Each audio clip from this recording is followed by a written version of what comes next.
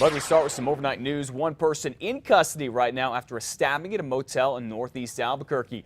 The call for this came in about 11:45 last night. Police here at the Red Roof Inn tell us a man was stabbed and then went to the lobby to have someone call 911. When we showed up, take a look, you can see someone who looks like he's mopping up blood in the lobby. The man who was stabbed was rushed to the hospital. We're told he is expected to survive.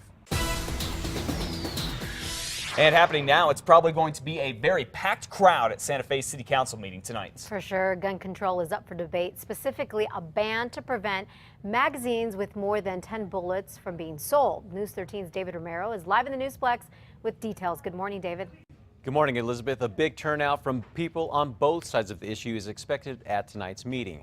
And in advance of the meeting, places like the Santa Fe Outdoorsman have posted a petition in their shop asking anyone to voice their opposition to this proposal.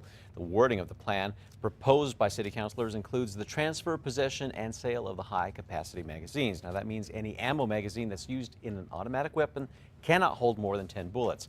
According to the Santa Fe New Mexican, a number of concerns have come up from that, including how can gun owners prove that they own the high-capacity clips prior to the ordinance becoming law if it's approved. Now, there is also concern that a non-resident who drives through Santa Fe legally carrying a firearm in their car, which may have a high-capacity magazine, could put them in violation of the law. Bill Roney, owner of the Outdoorsman, says there has been a lot of uproar that a law like this could be excluding other causes behind violence. To recognize that magazines are not the cause of terrible happenings around our country, and we would like to have discussion on causative factors such as mental illness. Santa Fe City Councilors supporting the bill say this could curb overall violence in the city and prevent mass shooting tragedies. Elizabeth, back to you. Okay, David, thank you. It's going to be interesting. You can hear what everyone has to say tonight at 7 at Santa Fe City Hall. Also today, the Santa Fe City Council is expected to talk about whether to keep hiking trails within the city limits open despite the fire danger. You see, many parks and trails around the state have closed due to the fire danger and to prevent human error from causing any wildfires. We'll, of course, keep you posted on what they decide. If it's anything like yesterday, today will be another intense day in court in the trial of a former Albuquerque police officer accused of murdering his wife. Levi Chavez's police uniform and gun were talked about a lot yesterday. An investigator testified that the bullet that killed Levi's wife, Tara, pretty much killed her instantly. Prosecutors are trying to tie that to the claim that the gun's magazine was detached when investigators found it, saying it's something Tara could not have done if in fact she killed herself. What other voluntary action could she do? I don't think she would have any voluntary action after this bullet passed through the brainstem. Yesterday, prosecutors also pointed to an APD uniform right there and the liner from a bulletproof vest. They were photographed hanging in the closet of Chavez's home as evidence that Levi was there earlier than he told investigators he was. APD officers are issued one uniform and vest, but they can buy more. One of Chavez's mistresses here testified earlier in the trial that Levi had told her he was in the shower when his wife killed herself. However, when Levi says he found Tara dead, he told investigators he hadn't been in the house since Friday. Now, it was not all bad for the defense, though. A state handwriting expert says what looks like a suicide note, the one you just saw, was written by Tara, not Levi. A man who police say tried to break into an ATM could be linked to a police shooting.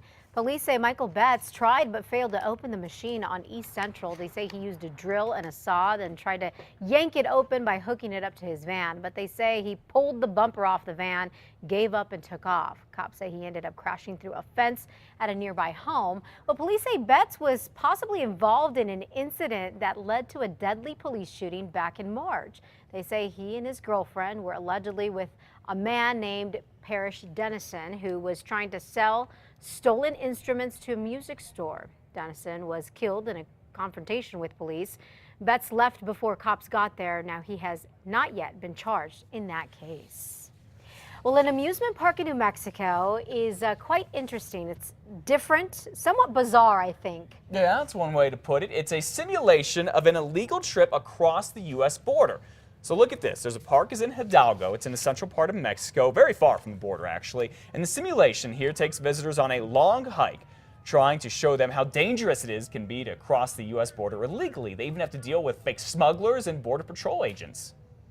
I have some family who cross to the United States in that way, so it could be interested for me know that kind of experience, but I don't want to do like that.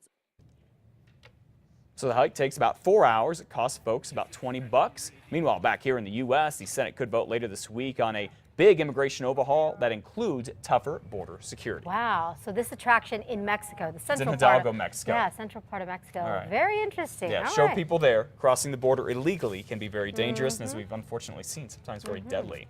All right, 5:36 now. We all remember the sexual abuse case with Jerry Sandusky at Penn State last year. Made a lot of news. Yeah, well, the University of New Mexico doesn't want what happened there to happen here, so the school is now taking precautions. You see, last year's investigative report on the Sandusky sexual abuse scandal led UNM to make some changes. They created a new office to make sure all the departments on campus not only know about the law, but follow it. It starts with the basics, like ensuring the UNM community knows that there is a hotline to report concerns. Right now, there is no code of ethics for the university, but officials hope that by creating one, it will help make it easier for people to do the right thing.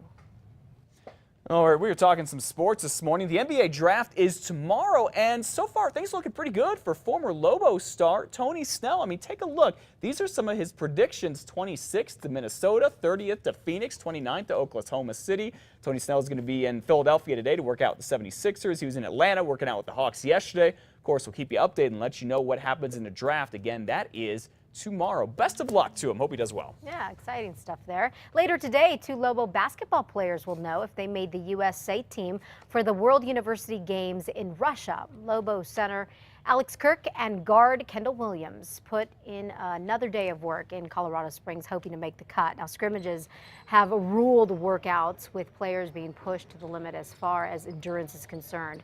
Albuquerque Journal reporter Jeff Grammer has attended both days and told News 13 that he felt really good about the Lobo pair making the team.